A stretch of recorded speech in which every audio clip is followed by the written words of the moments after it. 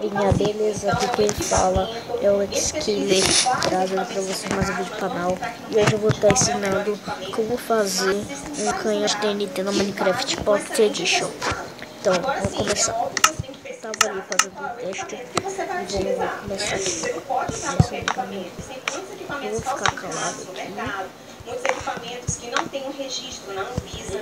Então, é importante você pesquisar antes, verificar qual equipamento tem o registro, qual é autorizado no país, né, para que você possa fazer o seu tratamento com segurança. E lá na Ebigofora tem todos esses equipamentos, inclusive, né, o equipamento, a máquina que realiza o procedimento da criolipólise, que você congela as suas gordurinhas.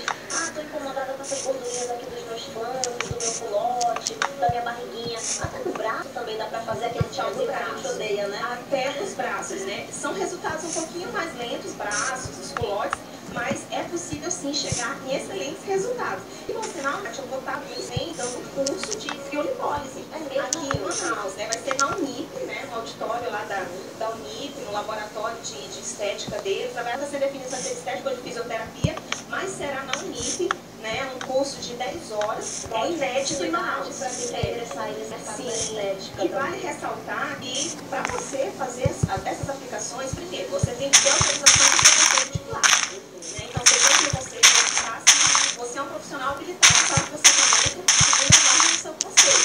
E também você precisa ter um curso de embasamento científico e criolipólise. Se você não tiver um curso como esse, é complicado. Você tem que ter, não, tem que ter vários, na verdade, né? Eu fiz vários cursos, né? Santa Catarina, São Paulo, né? Então, é curso, né? É importante você estudar. E aí, mês que vem, quando você está fazendo com os profissionais da área de fisioterapia, biomedicina, né, de estética, quiserem se aperfeiçoar. Eu estou calado assim porque eu quero me concentrar aqui fazendo um negócio. Então o vídeo vai ser um pouco assim. Então, a limpo natural é um procedimento, na verdade é um conceito que foi desenvolvido pelo Igor desenvolvido e onde nós utilizamos técnicas convencionais e utilizamos também técnicas de alta tecnologia. Você faz uma consulta, nessa consulta a gente aqui e pronto, seu canhão está pronto, rápido e fácil. Vamos testar ele. Por exemplo, quem está muito acima do peso, quem tem só aquelas 3, 2, 1 e vai. Ele é aberto para todas as pessoas. Então esse foi o canhão de hoje. É um canhão bem simples mesmo, bem simplão. Então esse foi o vídeo.